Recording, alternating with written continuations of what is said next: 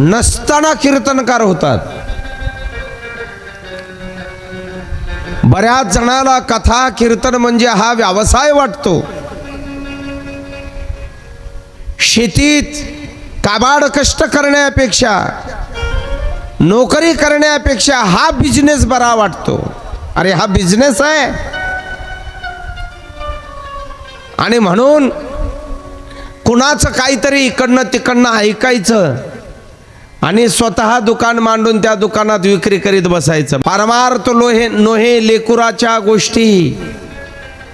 आमचे संत महात्मे म्हणतात, पाहिली पुराणे धांडोळीली दरुशने। राजांनो, कथा कीर्तन हा पोरखेळ नाहीये, हा आपल्या जीवनातला टाइमपास नाहीये। करायचा म्हणून हा विषय नाही।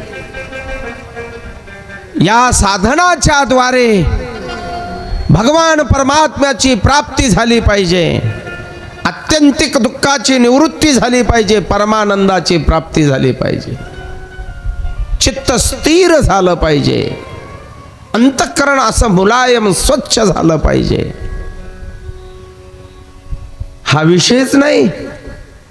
अलीकडे तर नुसते कथा म्हणजे कथेचे गाणे कीर्तनामध्ये, कीर्तनाचे पोवाडे कथेमध्ये, म्हणा का जिबजोड पोवाडे, वेगवेगळे गाणे। अरे वारकरी संप्रदायामध्ये काही कमी आहे का?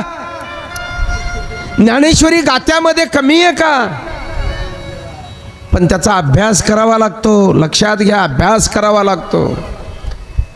सुभाषितकारांनी प्रत्येक श्लोकाला 2 दृष्टांत सांगितलेत। माझ्या ज्ञानोबारायांनी प्रत्येक ओवीला सिद्धांत आहे, दृष्टांत आहे। तुकोबारायांचा गाथा वाचला पाहिजे, ज्ञानोबारायांची ज्ञानेश्वरी वाचली पाहिजे, काहीच कमी नाहीये। प्रत्येक वर्षी एखादं काहीतरी नवीन लॉन्चिंग होतंय आणि सगळेजण तेच डोक्यावर घेऊन फिरतायत। मग